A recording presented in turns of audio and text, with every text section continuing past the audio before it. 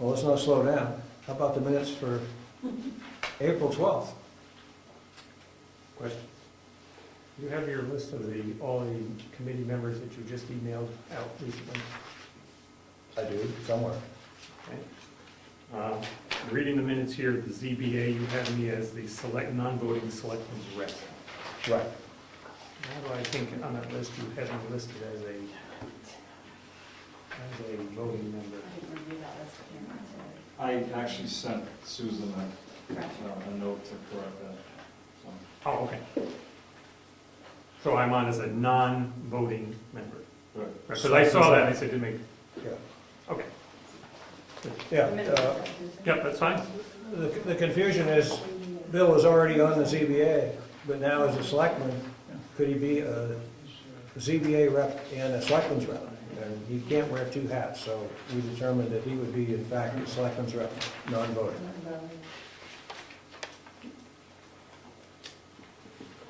A motion that we accept the minutes? So moved. Second. Any further discussion? All those in favor say aye. Aye. Aye. For the work session minutes, please. For the work session Yes, minutes, I didn't find those on there. March 30th work session. yes. Needs approved too. I thought we already did those last. We did those. Oh, did We you- approved those Oh, last we meeting. did- You're right, never mind. Thank you. I would have found it. and then- And now down to my favorite time. Public input. Start with Dick. Yeah, I'd like to address the awning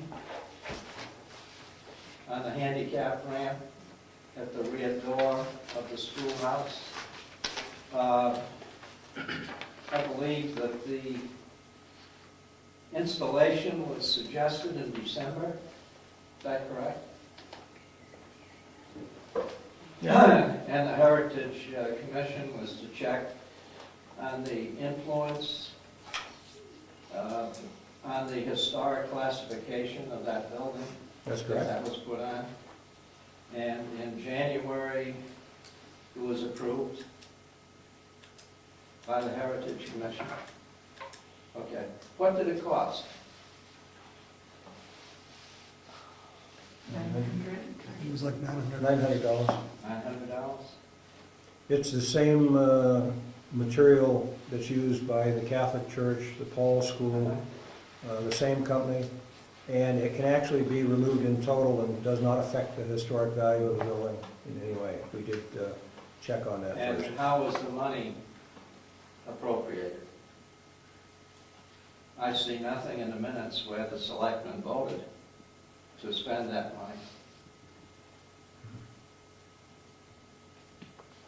I know we publicly talked about it and approved it.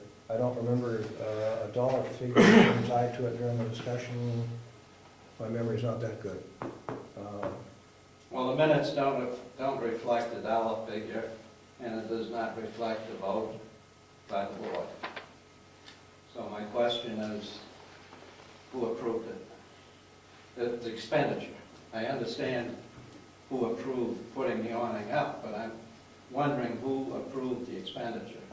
I will just say I did, because I know it had been discussed publicly numerous times. It had been discussed with the Heritage Commission several times, and we've been given the go-ahead. If you don't find it in the minutes, I'm not quite sure why, but it was fully discussed by the selectmen at the time. Well, as a taxpayer, I find that that's, I would like to see something more official covering expenditures of that amount in the future. What was that supposed to remedy or accomplish? I talked about it earlier. The snow off that roof was landing right there on that handicapped access ramp, and it was a big puddle of ice there in the wintertime. Mhm. You can't have handicapped access over a puddle of ice. And it was there every year. It froze, it melts, it freezes, it melts, it Yeah, I freezes. know, I used to shovel it. But I guess my question is, we have a handicapped access to a building that does not have handicapped accessibility as regards the bathrooms and so forth. So I think that's when you spend money to refurbish that building, I think that should be addressed. Actually, I think the Heritage Commission has already brought that up Okay, in regards to changing one of the bathrooms around with possibly where the boilers are and making that larger room a handicap accessible bathroom. okay. Now, whether that is still doable or not is left to be seen, but that is the discussions that are being had. Okay. Anything else? Ron? Not really? All right. At the last meeting, I left you some documents for your perusal. Would you care to comment on them? Roads? That was RSA's regarding the signage, et cetera. The only thing I was gonna say, I was aware of it, you'd asked for it at this meeting. We're waiting to get feedback from, information from UNH. Rick is looking into it, and as soon as he had something back to us, then we would set it up for public discussion. I didn't wanna go any further than that, because twice now this is actually the third or fourth time we've discussed this issue, and I wanted to come forth with some positive answers, not just we're talking about it. And right now, I don't have any answers until, Would you like that report now? fine. Okay, I talked to two professors down in the civil engineering department, and bottom line, with respect to coming out and doing field work, they're not coming out, they're not gonna send anybody out. But they had some interesting data with respect to roads, whether they're dirt or paved, and I was sort of shocked. One 88,000-pound truck is equivalent to 400,000 vehicle trips on the road. So when you talk about how much damage does the truck do, 88,000 pounds equals 400,000 vehicles. They also talked about posting roads with respect to weight limits, and in their opinion, it wouldn't stand up in court. They're not aware, you know, they just say, we've done this many times, we have studied roads and whatever, and it just doesn't work. However, you have to be very careful, he says, with respect to bridges and culverts, because there you can do damage and you can quantify that damage. And if you have culverts on roads, you may want to consider limiting the weight limit on the culverts or bridges to save the town some money. And effectively, that's where they left it with us. And say that would be a very hard thing to do, since I think the majority of the roads in Brookfield have culverts on them. Almost every road. Well, I'm not worried about the state, I'm worried about Brookfield.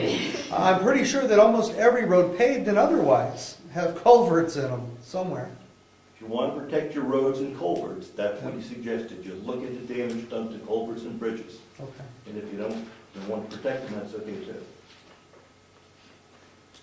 What's an 88,000-pound truck look like? I have no idea. An 88,000-pound truck is a tractor trailer. A full trailer? A full one? How about an oil truck? Or something that would have to go to people's houses? Single axles generally go up to 20, well, they can go up to 35,000 pounds. Tandem axle truck is up to 55,000 pounds. And then a semi-trailer is 80,000 pounds. Full. Registered weights, Yeah. yeah, loaded. Any idea what the triaxle? Certified regular straight registration would be, they give you 18,000 pounds for the other axle. So that would be 55, 60, 70, 73,000 pounds. They're running through town. That's certified, yeah. I'm sorry, non-certified would be 5,000 pounds, so that would be 60,000. Whether they're certified or not, but there are three. Well, it Four matters axles, because, four yeah, axles. three rear axles could be 60 or it could be 73.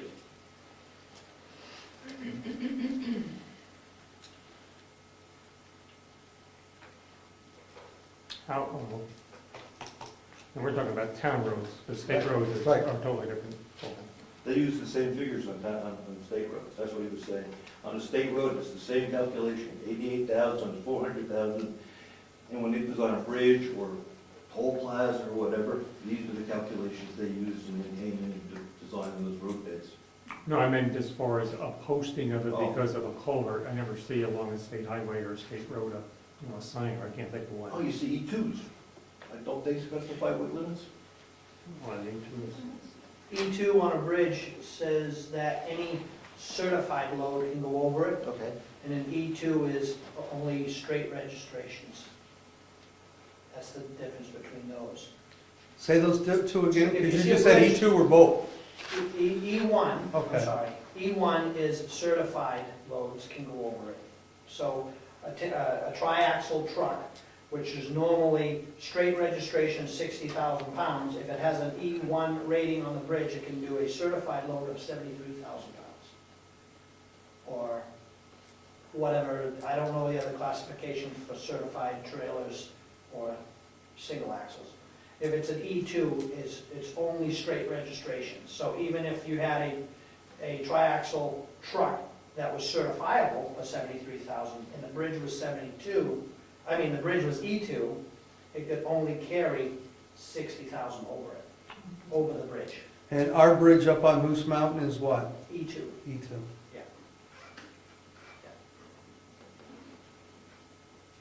And I would suspect the reason you don't see weight postings on state roads in regard to what Rich said is you have to have some documented damage to these culverts, and most of them are put in properly, and you won't find damage to those culverts.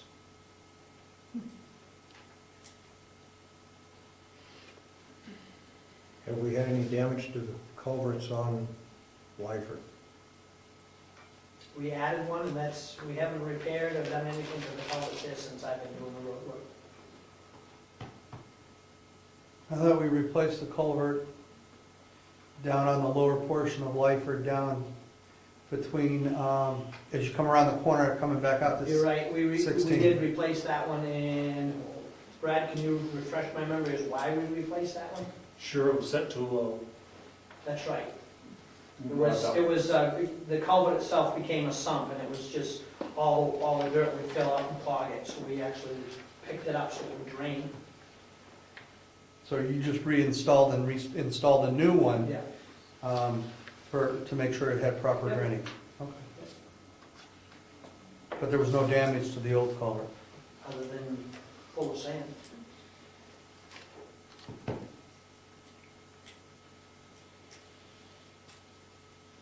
Any further discussion?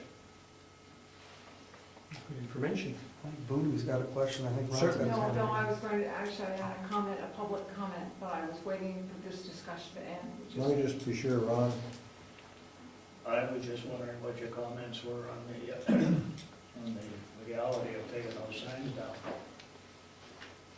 the problem was the signs were unenforceable. As far as the state is concerned, they were grandfathered. That's what this document says. But it was unenforceable. Who said it was unenforceable? Chief of police? Does he make the laws, or does he enact the laws? Well, Ron, let me ask you a question. It says no through trucks. I got a pickup truck, I can't go through there? No, the state says that pickup trucks and passenger vans are exempt. Read the. I have, So I any- understand that, but my point is, does the general public know that? My point is the Probably sign was not really meaningful, and that's what the police chief said.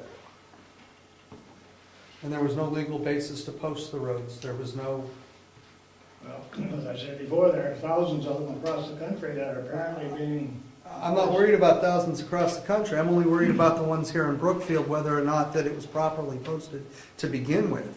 And we could not find any record anywhere, Well, whether it be at a town meeting or in a selectmen's meeting.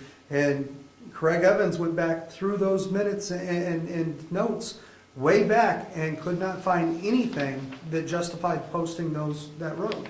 as we just said previously, not all things are recorded. I did check with Jim Whittemore, I did, so I would check with him, he had no recollection. And I remember when Cy Moody